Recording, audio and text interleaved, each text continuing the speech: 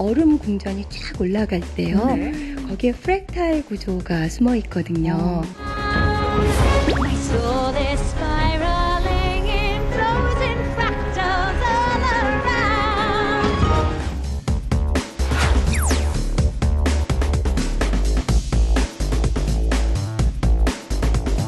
영화와 수학, 굉장히 거리가 멀어 보이죠? 그렇지만 수학도 영화와 직간접적인 관련성을 맺고 있습니다.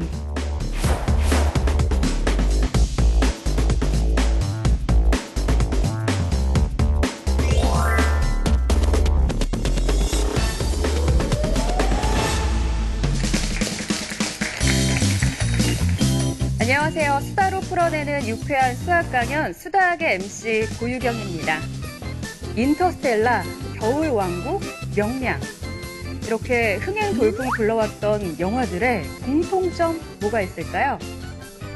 뭐가 있을까요? 관객수 굉장히 많았죠. 그 밖에도 이 영화들의 숨겨진 공통점은요. 바로 수학으로 탄생한 영화들이라는 겁니다. 그 인터스텔라에 나오는 웜홀은 수학적 이론으로만 가능한 얘기고요. 또 겨울왕국의 눈보라 같은 생생한 시각적인 효과는 등위 집합이라는 수학 성과를 바탕으로 만들어졌다고 합니다.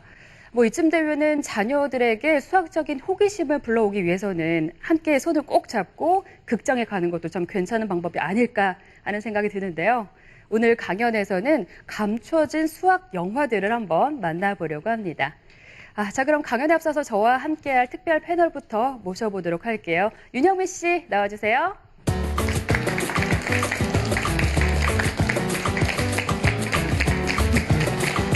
안녕하세요. 네, 반갑습니다. 네, 날마다 저도 수다과 함께 성장하고 있습니다. 네. 이 나이에. 네. 오늘은 영화 얘기를 좀 해볼까요? 좋죠. 네, 자녀들과 평소에 영화를 좀 같이 보고 하시나요?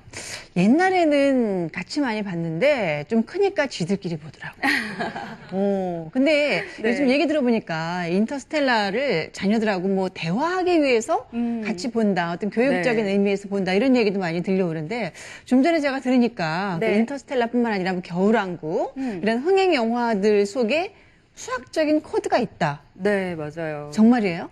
그게 이제 오늘의 강연자분께서 설명을 해 주실 겁니다. 신기한데요. 네, 저도 굉장히 기대가 되는데요. 수학과 관련된 영화들을 오늘 수다학에서는 엄선해 봤습니다. 영화로 푸는 수학 참 기대가 되는데요. 오늘의 수학 멘토 모셔보도록 하겠습니다. 홍익대학교 수학교육과 박경미 교수님 박수로 맞아주세요.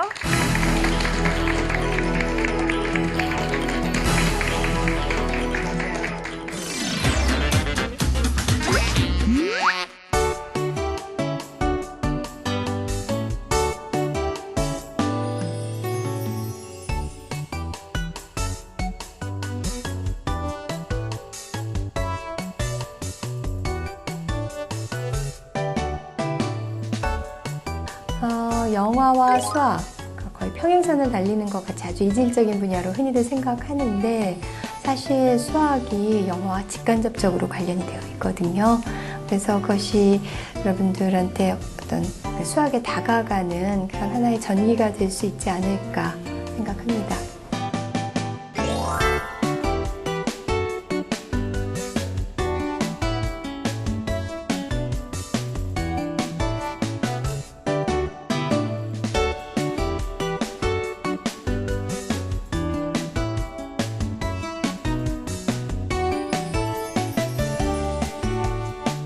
또 수학에 대한 여러 가지 관심, 흥미, 호기심을 높인다면 수학이 조금은 좀 쉽게 느껴질 테고요. 그런 방법 중에 하나가 영화와 수학을 결합시켜 보는 건데요. 그래서 이제 앞으로 프로에서 영화 속에 숨어 있는 수학의 비밀 알려드리겠습니다. 교수님, 평소에 영화 많이 보세요?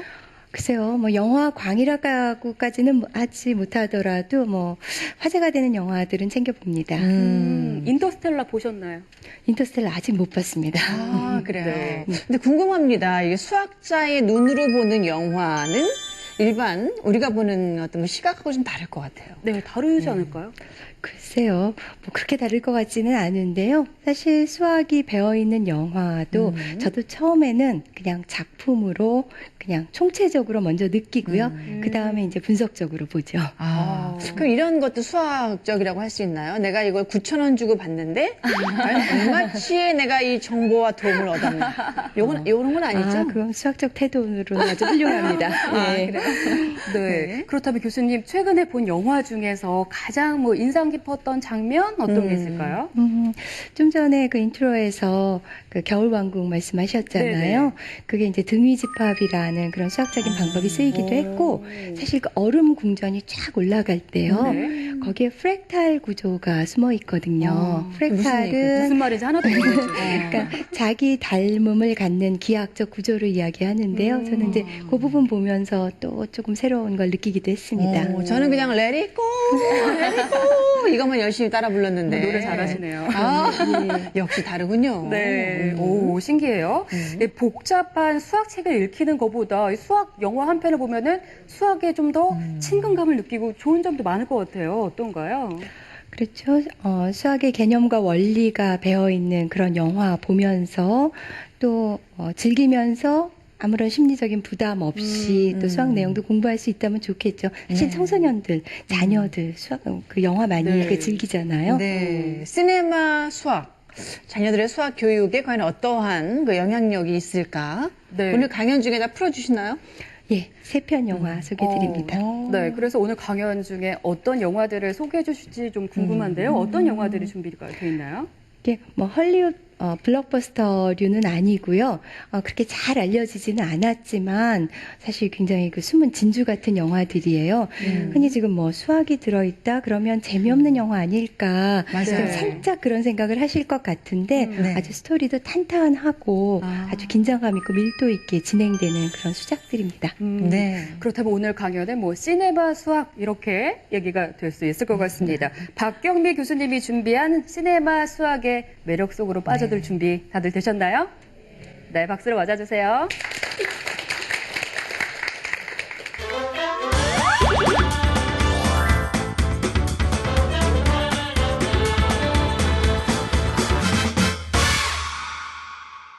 탈무드의 유명한 가르침에 따르면은요, 물고기를 잡아주기보다는 물고기 잡는 법을 가르쳐 주라고 하지요.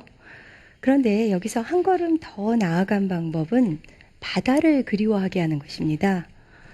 자, 바다를 그리워한다면 자연스럽게 바닷가에 갈 것이고 또 거기에 있다 보면 물고기 잡고 싶은 생각도 들겠죠. 그러니까 더 원천적인 방법이 될 거예요.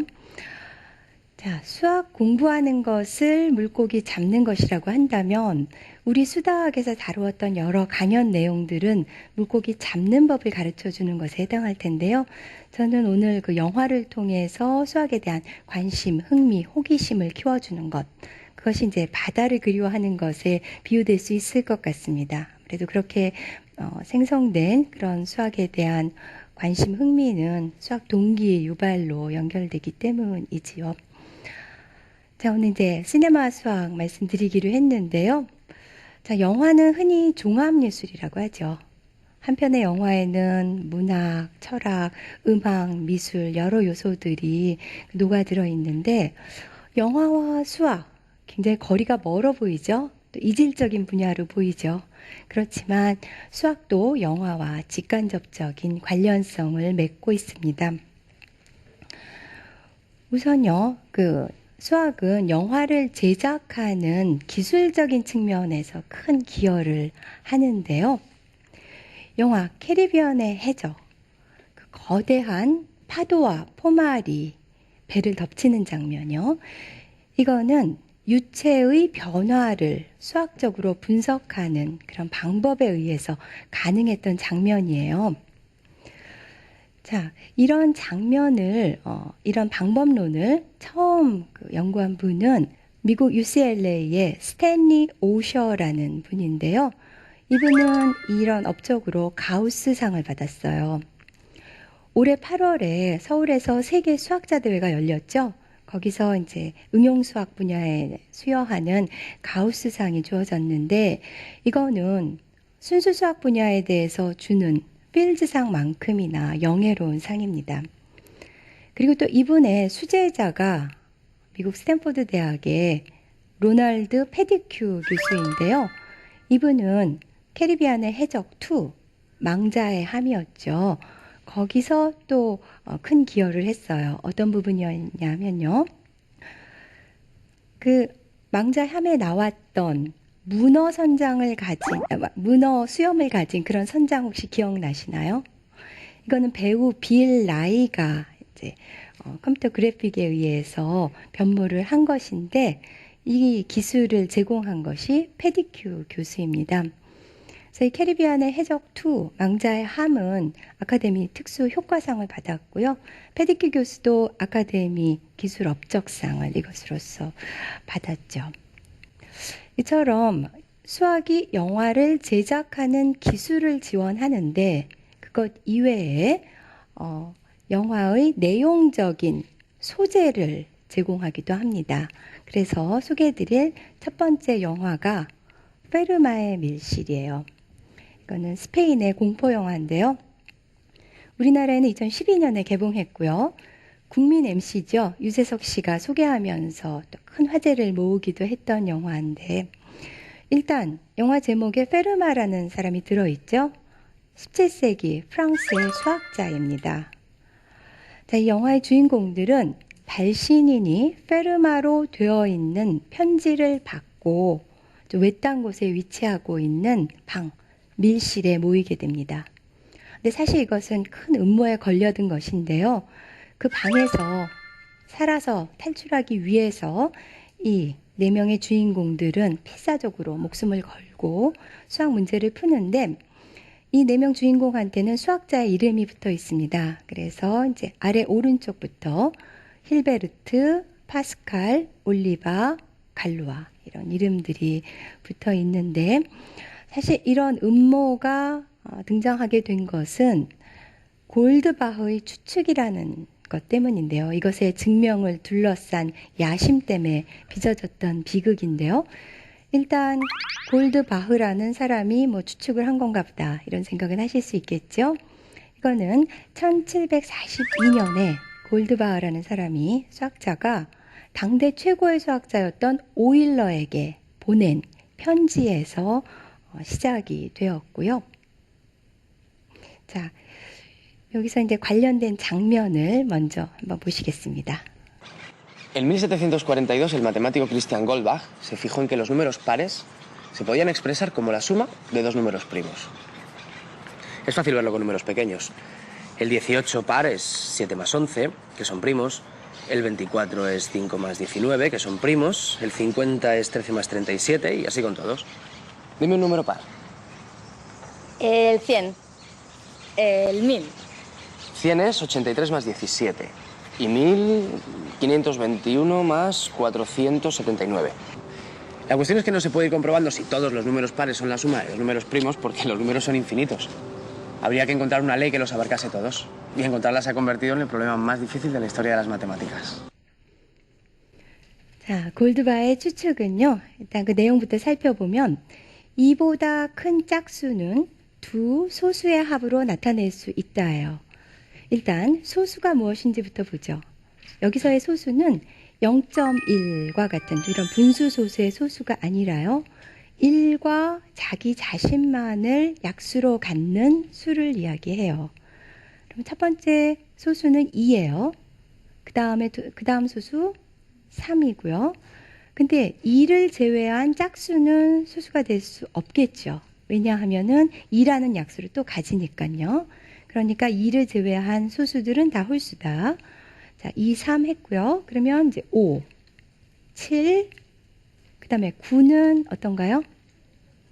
소수가 아니겠죠. 왜냐하면은 1과 9 이외에 3이라는 약수를 또 가지니까요. 9는 건너뛰고, 그 다음에는 11, 13, 15는 또 3과 5라는 약수를 가지니까 건너뛰어야 되겠죠. 너무 잘하시네요. 자, 이런 게 소수인데요. 2보다 큰 짝수를 다 소수로 나타낼 수 두 소수의 합으로 나타낼 수 있다는 거예요. 그럼 우리 한번 해볼까요? 4는 어떤 두 소수의 합으로 나타낼 수 있죠? 그냥 2 더하기 2 동일한 소수를 반복해서 써도 돼요. 그다음에 6은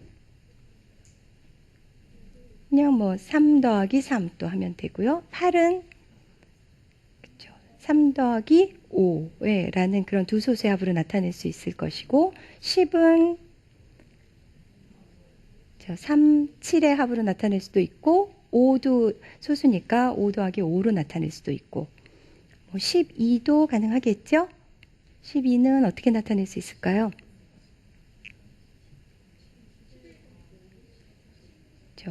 5 더하기 7 이렇게 소수로 나타낼 두 소수의 합으로 나타낼 수가 있어요.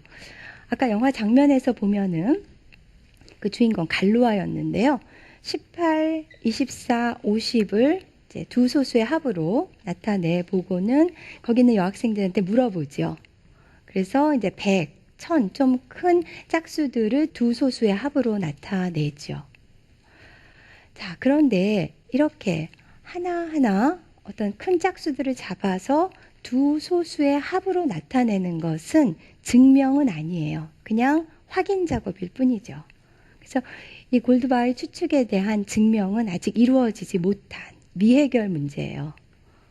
근데 저는 이 문제를 착한 미해결 문제라고 부르고 싶은데 왜냐하면 사실 수학에 있어서 미해결, 미제들은 도대체 안 풀렸다는, 증명되지 않았다는 문제 자체가 무엇인지 이해하기 어려운 아주 난해한 수준인데 이 골드바이 추측은 여기 어머님들도 쉽게 이해하셨죠.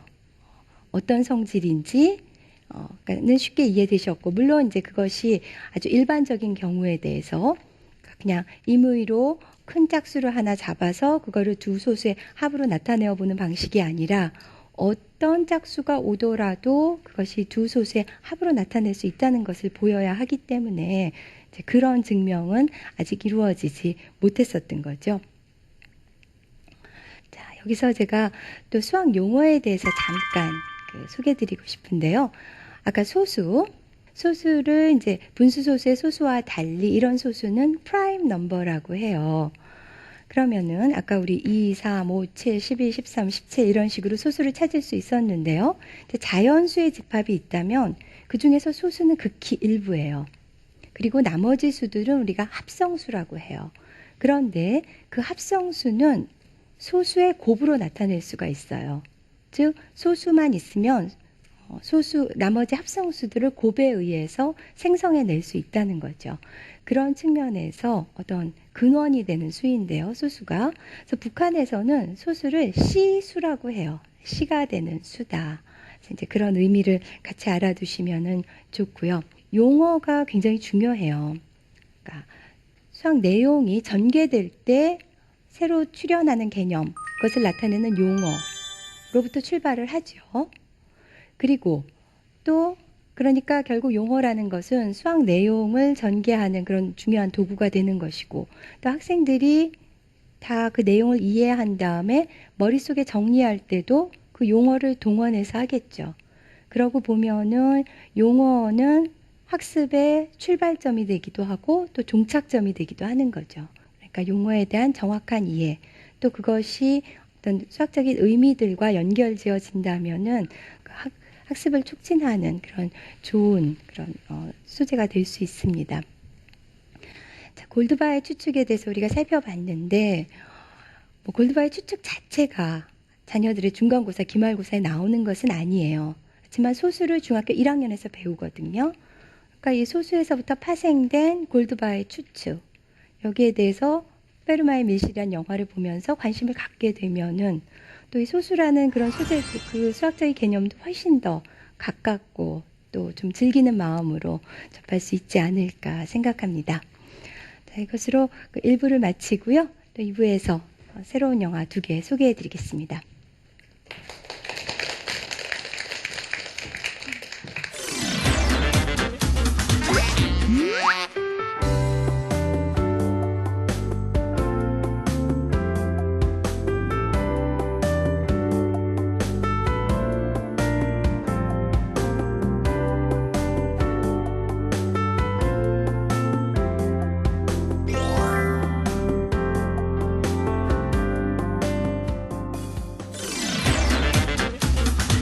네, 일부 강연 잘 들었습니다. 영화는 참 누구나 좋아하잖아요. 이렇게 누구나 좋아하는 영화와 또 어렵기만 한 수학이 만나니까 일단 이거 하나는 확실한 것 같아요. 흥미는 확실히 생기는 것 같아요. 그렇죠? 그렇죠. 예. 공부가 아니다. 일단은 영화라는 그런 어떤 그 주제가 있다면 호기심은 확 끌리긴 할 것 같아요. 그죠? 뭐 보는 거는 대부분 다 좋아하니까. 네. 근데 교수님 강의 듣다 보니까 어쩜 이렇게 사랑스럽게 말씀하시는지. 정말 소녀 같으시고요. 저희 때는 늘 선생님들이 남자분 무서웠거든요. 수학 선생님. 요즘은 여선생님들 많은데요. 뭐 휘철해갖고 막 늘 막 틀리면 때리고 이런 백목 막 던지고 막 이런 선생님이 많았는데 이렇게 예쁘고 이렇게 사문사문하게 말씀하시는 수학 선생님 계시면 제가 정말 수학을 잘했을 것 같아요. 몸둘바를 모르겠네요. 정말 소녀 같으시고요. 어쩜 네. 이렇게 단아하시고 그러게요. 예쁘시고 하신지. 아무튼 강의를 듣다 보니까 아는 만큼 보인다 하는 말이 실감이 나네요. 맞아요. 교수님 또 궁금한 게요. 그 영화 요즘에 그 특수 효과가 굉장히 또 각광받으면서 뭐 유망 직업으로 꼽히기도 했잖아요. 이런 부분들을 좀 아이에게 또 흥미를 이끌어 오기 위해서 이 특수 효과에 대해서 좀 얘기를 해주는 것도 좋지 않을까요? 그렇습니다. 사실 우리가 흔히 그냥 수학의 원리는 주변에 사물 현상에 다 들어있다. 그래서 뭐 모든 사물의 이면에는 수학이 들어있다. 뭐 이런 얘기들을 하는데 사실 그게 이렇게 아주 피부에 와닿지는 않잖아요. 네. 그런데 이제 영화는 정말 시각적으로 어떤 애니메이션, 컴퓨터 그래픽 이런 걸 직접 보게 되니까 정말 그 수학의 위력, 힘에 대해서 굉장히 구체적으로 느낄 수 있고 그러니까는 그쪽도 굉장히 그 유망한 그런 분야로 자녀들한테 권할 만한 것 같습니다. 네. 그리고요, 뭐 물론 영화는 대부분 좋아하긴 하지만 나 이렇게 시커먼 데 가서 몇 시간 동안 앉아있기 싫다. 그냥 영화 보니 책 보는 게 더 편하고 좋다. 이런 아이들도 간혹 있어요. 있을 수 있죠. 그렇죠. 예. 그런 아이들에게 어떤 수학의 즐거움 이런 걸 좀 깨우쳐 주려면 어떤 방법이 있을까요? 영화파가 아니라 뭐 독서파다. 네. 책을 좋아한다. 그러면은 또 수학과 관련된 그런 소설들이 있습니다. 베르나르 베르베르의 그 신이라는 소설, 그것도 꽤 유명세를 탔죠. 네. 거기 보면 그 142857의 신비로운 성질을 다루는 그런 부분이 나오는데요. 네. 그거는 중학교 2학년에서 배우는 순환소수 내용하고 또 밀접하게 관련 지어질 수 있거든요. 그러니까 뭐 그런 소설 읽으면서 그것이 단초가 돼서 또 수학에 관심을 가질 수도 있고요. 또 댄 브라운의 굉장히 잘 알려진 소설이자 또 영화화도 됐던 다빈치 코드. 그거는 첫 장면이 피보나치 수열로 시작하고요. 네. 또 거기 다양한 암호들, 뭐 전체 암호 등등이 등장하니까 그것도 수학에 대한 관심을 촉발시키는 좋은 그런 소재가 네. 될 것 같습니다. 베르베르의 신, 예. 네, 다빈치 코드하고 예. 네, 이렇게 수학을 소재로 한 영화도 많지만 소설도 참 다양하네요. 그 세상의 변화하는 중심에는 수학이 있다는 것을 또 다시 한번 깨닫게 되는데요. 이제 2부 강연 들어봐야 되는데 골라보는 재미가 있을 것 같아요. 2부 강연에는 또 어떤 영화가 준비되어 있나요? 2부에서는 이제 일본 영화 2편 소개해 드릴 건데요. 흐르마의 미시라고는 분위기가 조금 또 다르면서도 굉장히 감동적인 그런 영화니까 기대해 주셔도 좋습니다. 네. 네, 계속해서 박경미 교수님의 2부 강연 청해 듣도록 하겠습니다. 네, 박수 주세요.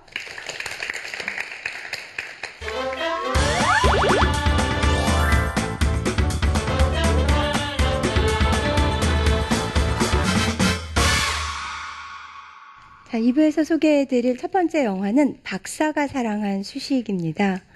동명의 소설을 영화화한 것인데요. 이 소설은 요미우리 소설상, 또 서점 대상을 받은 베스트셀러예요. 여기서 박사는 이제 당연히 수학 박사이고요. 이 영화 포스터 오른쪽을 보시면은 그 박사가 이렇게 무슨 포스트잇 같은 흰색으로 이렇게 붙이고 있잖아요. 이 수학 박사는 교통사고가 나서 뇌를 다쳤어요. 그래서 이제 기억이 그 시점에 머물러 있고요. 현재의 기억은 80분밖에 지속되질 않아요. 80분이 지나면 이제 뇌가 재부팅 되는 거죠. 그래서 이제 중요한 사항들은 이렇게 여기저기 이제 메모를 해서 붙여놓고 있고요. 그 오른쪽에는 이제 있는 여성이 이 박사 집에 오는 가사 도우미 교코예요. 그리고 또 이 영화에는 누가 나오냐면 교코의 아들 루트가 나오는데요. 루트는 제곱근을 나타낸 거죠. 루트 2 이런 그 이름을 이제 별명을 박사가 지어줬고요. 그리고 이제 또 박사의 형수, 이렇게 등장인물이 아주 단촐해요. 그들 사이에 이제 소소한 일상들이 여러 수학 개념 원리들과 중첩되면서 그려지는 영화입니다. 이 영화에 이제 여러 수학 얘기가 나오는데 제가 그 중에서 루스 아론 쌍이라는 거를 골라봤어요. 올해 프로야구가 아주 뜨거웠죠. 그리고 자녀들 중에도 또 야구 좋아하는 경우들 많잖아요. 야구랑 관련된 소재이기 때문에 골라봤고요. 어떤 장면인가 하면은 그 교코의 아들 루트가 이제 야구 경기를 하게 돼서 이 박사와 교코가 야구장을 찾는 장면입니다. 그래서 야구장의 좌석 번호로부터 루스 아론 쌍을 이끌어내는데요.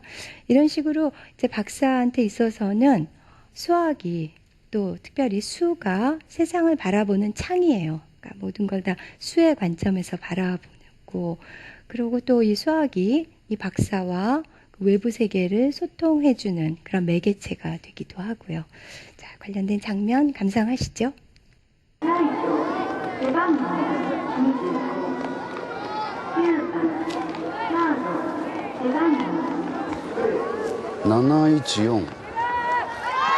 714はベーブ・ルースが1935年に作った通算ホームラン記録。ハンク・アーロンがこの記録を破る715本目をドジャースがアル・ダウニングから放ったのが1974年4月8日だ。 자, 여기 대사에도 나왔듯이요. 714, 715가 이제 루스 아론 쌍인데요. 그런 이름이 생기게 된 것은 베이비 루스가 1935년에 714호 홈런으로 기록을 세웠어요. 근데 그것이 40여 년 지난 1974년에 행크 아론이 715호 홈런을 터뜨리면서 깨지게 됐어요. 그래서 이제 이 루스 아론 쌍이라는 그런 명칭이 생기게 됐는데, 이 714와 715가 어떤 성질을 만족하는 것이냐 하면은요, 714를 소인수분해했어요. 2 곱하기 3 곱하기 7 곱하기 17. 그리고 715를 소인수분해했더니 5 곱하기 11 곱하기 13. 이제 이렇게 되는데, 어떠한 독특한 성질이 성립하냐 하면은요, 그 소인수들을 다 더해요. 2, 3, 7, 17을 더하고 5, 11, 13을 더하면 29로 일치해요. 즉, 소인수분해 했을 때 소인수들의 합이 같아지는 연속된 두 수를 루스 아론 쌍이라고 합니다. 자, 루스 아론 쌍이 이렇게 큰 수에만 있는 것이 아니라요. 이 한 자리 수에서도 있는데요. 8을 소인수분해하면 2 곱하기 2 곱하기 2죠. 9를 소인수분해하면 3 곱하기 3. 얘네 둘을 더하면은 6으로 일치하죠. 그래서 8과 9도 루스 아론 쌍이고요. 또 15와 16도 마찬가지입니다. 3 곱하기 5로 인수분해되는 거, 16은 2의 4제곱이니까 이를 4번 더하면 되니까 얘네들을 다 더해도 8로 일치하게 되죠. 그래서 이런 것들이 루스 아론 쌍입니다. 그래서 자녀들이 뭐 소인수분해 배우고 그럴 때 또 이런 그 수학 개념들을 소개해 주시면 좋을 것 같고요. 이 영화에 나왔던 또 다른 거 하나 소개해 드리는데, 박사가 사랑한 수식, 도대체 그 수식이 뭘까 궁금하실 텐데요. 여기서는 오일러의 공식을 말합니다. 오일러의 공식은 이제 약간 어려운데요. 사실 이제 이걸 이해하려면은 고등학교 이과반 수학 정도를 알아야 하니까 그냥 이렇게 눈으로만 감상하시면 될 것 같은데, 2의 파이 i 제곱 플러스 1 이퀄 0. 이 식에 보면 일단 수의 출발점이 되는 0과 1이 있고요. 일단 파이는 아시죠? 원주율 3.14159 딴딴딴딴 나가는 그런 무한소수죠. 무리수. 그러니까 원주율 원의 둘레와 원의 지름 사이의 비죠. 그 다음에 i라는 것은요, 제곱을 했을 때 마이너스 1이 되는 그런 허수를 이야기하는데 고등학교 1학년 때 배웁니다. 그 다음에 2라는 것은 자연 로그의 밑으로 2.718 또 쭉쭉쭉 나가는 그런 대표적인 무리수인데, 사실 굉장히 복합적인 개념이죠. 2도 그렇고 파이도 그렇고 i도 그렇고. 그런데 얘네들이 총출연해서 이런 아주 간단한 식을 만들어낸다는 게 대단한 것이죠. 사실 공식의 위력이라는 것이 굉장히 복잡한 그런 개념들을 이렇게 축약해서 이렇게 함축적으로 간결하게 나타낼 수 있을 때 참 그 공식은 아름답다고 할 수가 있는데, 그런 측면에서 볼 때 여러 수학 공식 중에서 가장 그렇게 감탄을 자아내는 공식이 이 오일러의 공식이고, 이 박사가 사랑한 수식에서도 이제 이 공식을 예찬하는 부분이 나옵니다. 그리고 이 장면은 이제 칠판을 캡처한 것인데요. 아까 그 교코의 아들인 루트가 결국 커서 수학 교사가 돼요.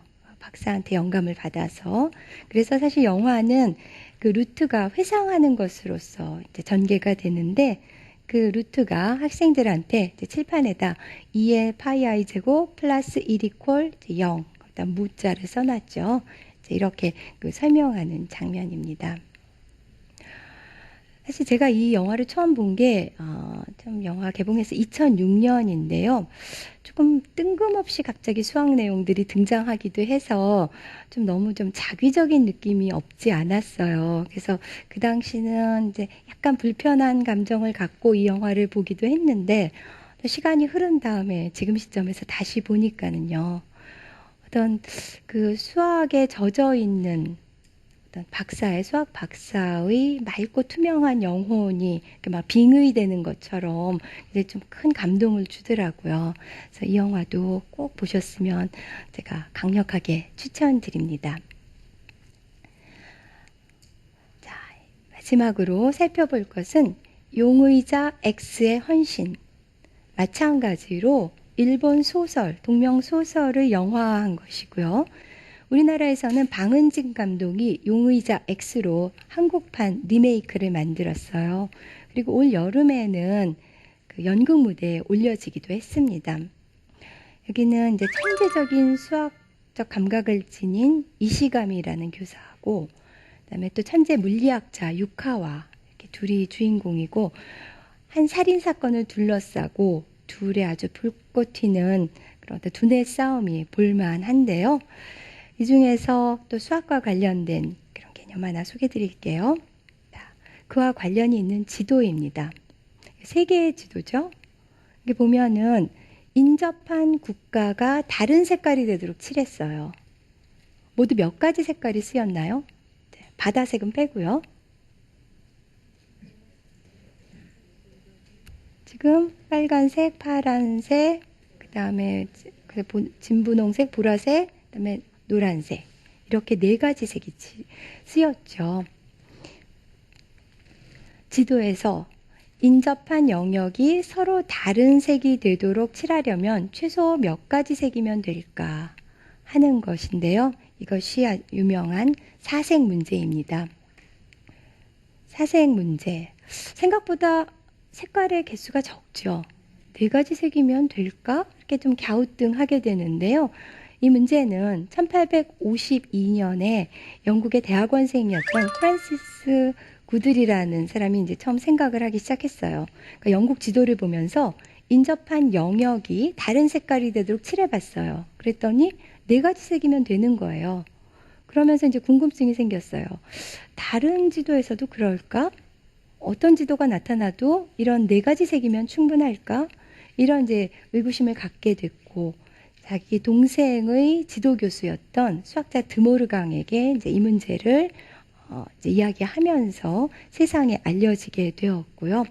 결국 이 문제는 1976년에 컴퓨터를 이용해서 증명이 됩니다.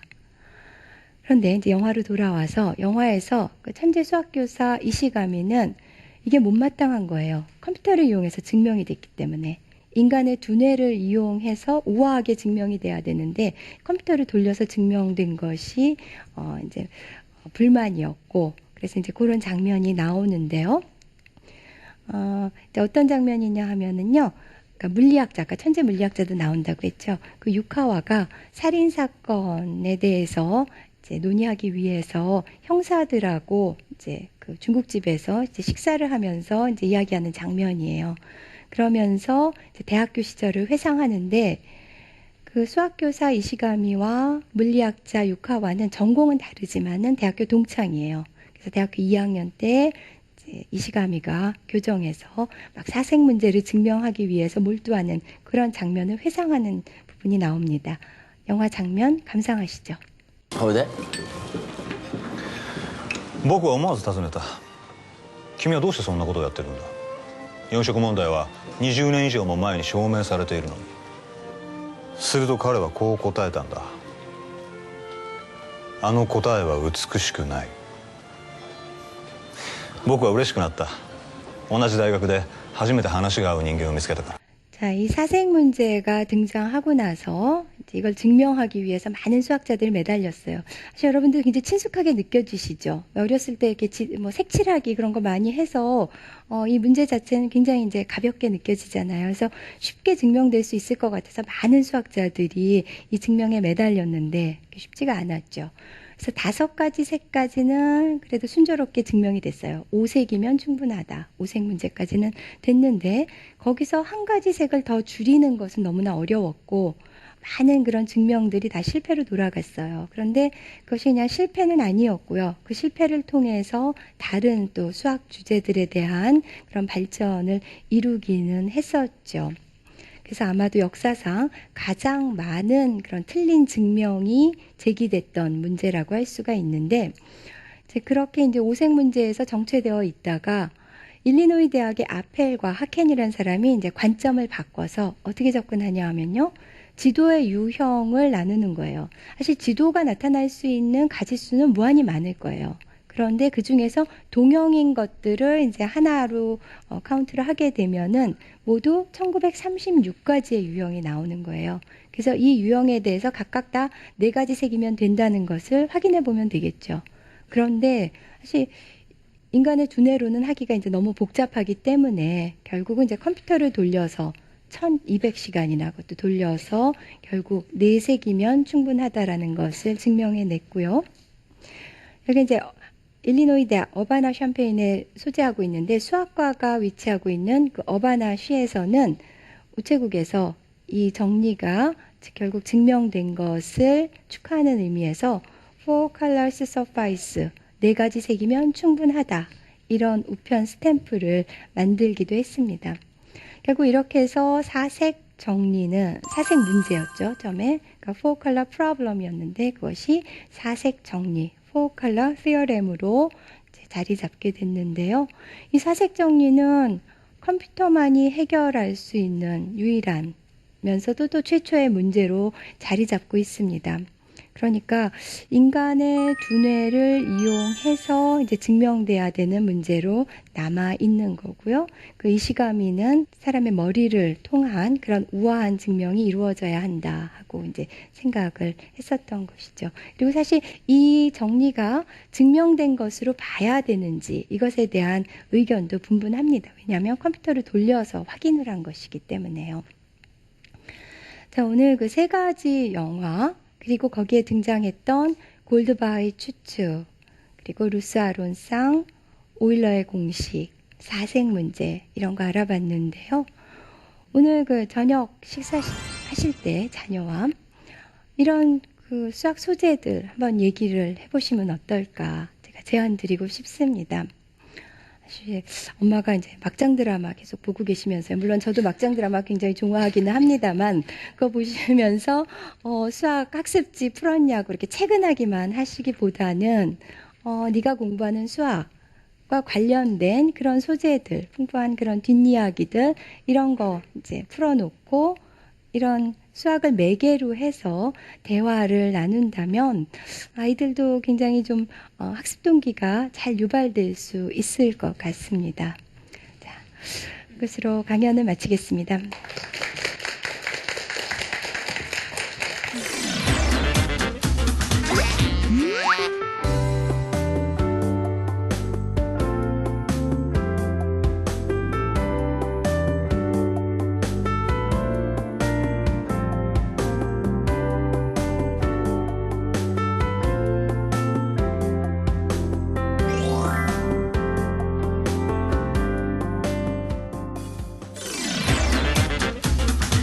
네, 2부 강연 잘 들었습니다.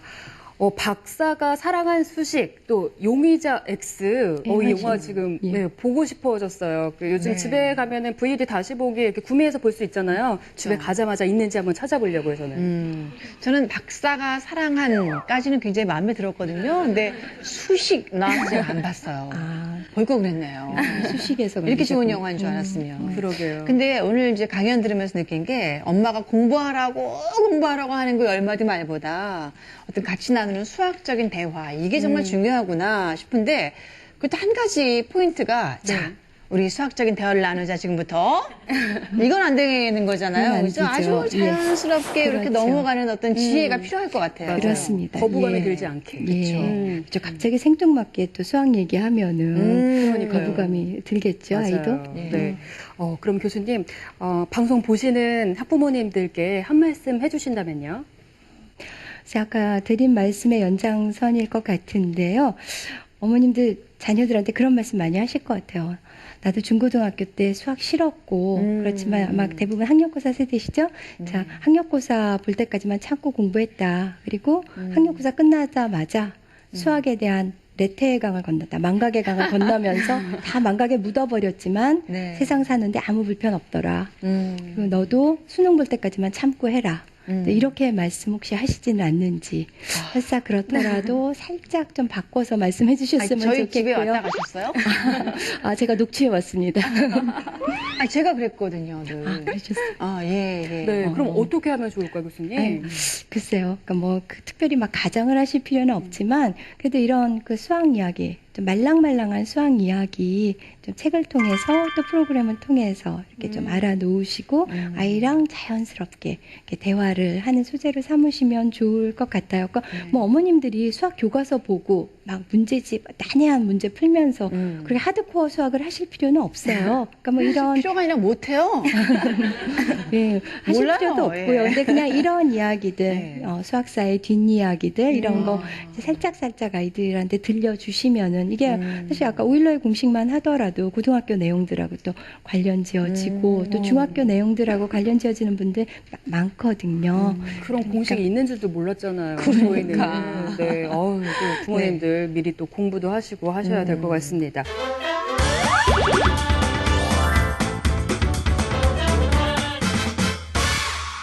이번 순서는 수학에 대한 궁금증 해소해보는 담비 같은 시간 에스크메스 수학에게 묻다 시간입니다.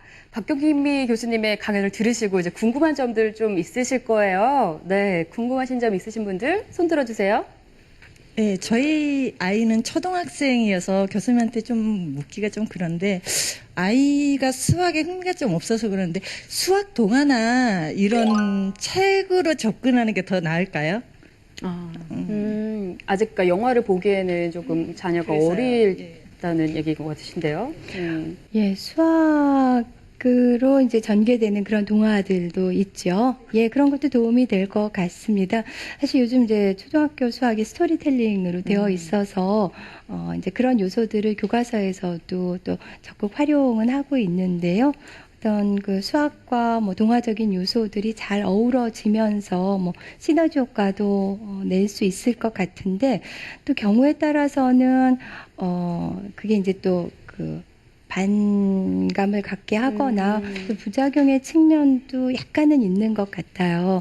왜냐하면은 이제 수학이 이제 부분적으로만 결합된 것이 아니라 어떤 그 동화 내용 전체를 끌고 가는 그런 모티브로 작용을 하다 보니까는 좀 굉장히 부자연스럽게 결합시키고 또 수학에 대한 관심이 아니라 그냥 동화적인 혹은 스토리적인 요소로 관심이 아예 옮겨가 버리는 그런 어떤 그러니까 본말전도 현상이 나타날 수도 있기도 하고요. 네. 그런데 뭐 사실 모든 상황에서 모든 학생한테 적용되는 그런 뭐 비법이 있는 것 같지는 않고요. 한번 그 시도를 해보시고요. 수학 동화 같은 것도 또 혹시 그게 아이가 수학은 실종된 꼭 그냥 동화적인 요소만 관심을 갖거나 뭐 이런 현상이 나타나는지 이렇게 모니터링 해보시면서 어머니께서 판단하시면 될 것 같습니다. 이렇게 또 박경미 교수님의 시네마 수학 강연을 잘 들었습니다.